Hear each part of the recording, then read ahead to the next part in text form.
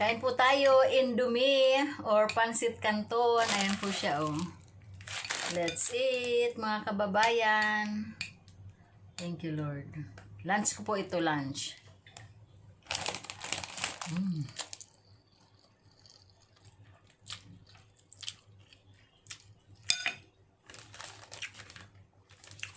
With matching bread, ayan.